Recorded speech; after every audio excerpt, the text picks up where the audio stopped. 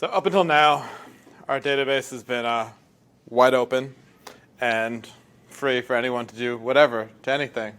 That's cool for doing development, but not really a long-term game plan because people on the internet are bad. And so we're going to talk a little bit about how we actually set up the kind of security rules for our database, where basically we define what a given user is allowed to do, and Firebase enforces all of the rest of it for us. So let's look at what security rules look like for Cloud Firestore. So you have the service, which is Cloud Firestore, and then which this variable there in the curly brackets, that database, is which database to match. Now, right now, in Cloud Firestore, there is only one database, and it's default. This is, I think, more future-proofing, so that if they ever offer multiple databases, that can be a thing. But for right now, there is one database, so that variable of which database will always be default. So for the default database, and then we can have some additional rules in there. Now, there are a bunch of different actions that we can whitelist. By default, everything is blacklisted. You turn on certain abilities, right? Really, you have read and write, right? So if you turn on read, there's the ability to get a given document or to list all of the documents in a collection. Read is both of them. Get and list are the two more granular options. So if you turn on read, you're going to get both the ability to get a single document as well as all the ones in a collection. But you can say, okay, they can't see all the documents in this collection, but they know exactly which one they want, then they can go ahead and get that one. So if you had maybe you had we're making a Google Docs clone, you have all of the documents in a collection, right? And maybe you keep those IDs on the user profile. And so, okay, if you know which one already, you can go and get it, but you're not going to be able to scan through all of them. And then for write, if you turn on write, they have all the ability to create, update, and delete. But you can also get granular if you want and say, okay, I want this rule for creating, this other rule for updating, and nobody can delete. You can get granular if you want, or you can kind of batch them all in either read or write. So we haven't talked too much about sub-collections yet, but we can see that if you nest them, they kind of extend from the previous one.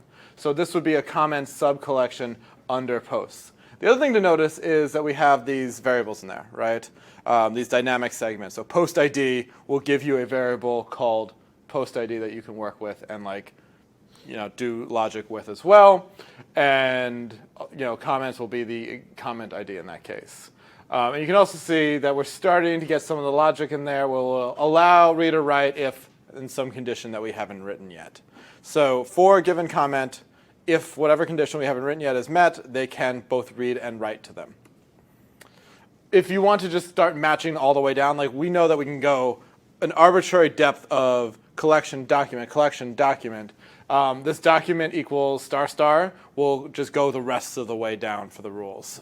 So you can get very specific, or you can go through all of them. So here's one that we might very well need very soon. This is a little different than what we're actually going to implement. But this is for any of the posts that they can read and or write to them only if, so we have this request object. So this is the request coming into the database that has the auth. So only if the request auth UID is not null. So this would be a user can read or write to any post in the post collections as long as they're logged in, right? If they're not logged in, they can't even read. So we're going to have one where anyone who visits the page can read, but if they want to create one, then they are going to have to be logged in. And if they're going to want to delete one, they're going to have to own that one. So we're going to get a little bit more granular than this, but it starts to show you how the conditional logic works and how we can start to define some of these rules. This one is for modifying only your own data. So in this case, this would be for a user's profile. We can create one as long as they're logged in. Anyone can create one for that user. But in order to read that profile, update, or delete it, the request auth UID needs to equal the UID of that document, the ID of that document, right? So you can kind of build up the kind of more granular logic as you go. You can also do a little bit of validation, right? So resource.data will be all the fields that are currently in the database, right? So that is as it already sits, if that document already exists. Request.resource.data will have the incoming changes, right? So if they're creating one, it's only request.resource.data. But if they were deleting or modifying it, then we could see like, okay, I want to look at either one of those. So you can kind of get a little bit like, you want to say like, okay, only if they have the secret API key for that document or something like that, right? So you can check one stored on there. You can get really specific to be like, okay, if there is a user document that has an admin bit turned to true, then they can do these things. You can kind of like be able to look at different documents and figure some of the stuff out like that. You can actually access other documents as well. So for instance, we have that request auth.uid, which tells us which user. We can go ahead like look at a user profile, which we're going to create later, which is just a document about a user. And we say, okay, are they an admin? Do they own this document? So on and so forth. And so you can get pretty logical. We're going to keep, we're going to get kind of like to intermediate depth here. Like we're not going to like pull from other documents, but we are going to have like those different stages. Like anyone can read, only owner can delete. Anyone who is logged in can create, so on and so forth. But you can actually like query other things for permissions. So you can say like, okay, this user, what documents do they own? Is this post in the list of ones created by that user? If so, they can do this thing, so on and so forth. So you can have 3 different users who are allowed to go ahead and delete a given one, right? And so you can structure your data in different ways. You can query other documents to figure out what happens in the security rule.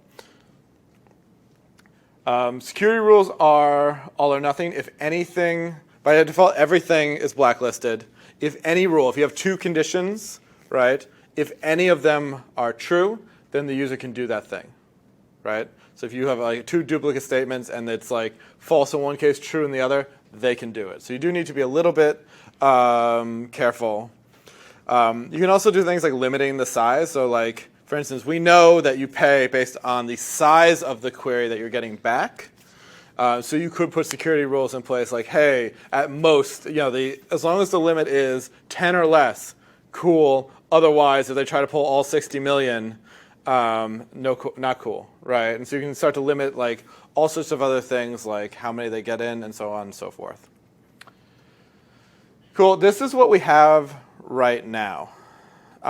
This is every document in the database. The one other tasting note that I didn't mention is you can write functions as well that effectively, this is not JavaScript obviously, but you can write functions that look like JavaScript for some of the more complicated ones. If you find yourself reusing it, you can start to pull it out into functions as well. But this is what we have right now in our database, which is for that default database, the only database, for any document, allow whoever and whatever to read and write, no matter what, with no conditions. So yeah, we don't want to ship that to production. We are going to want to get a little bit more specific. And as we add other collections to our database, we're going to need to refine these rules a little bit. But at the very least, we can get to a good start here.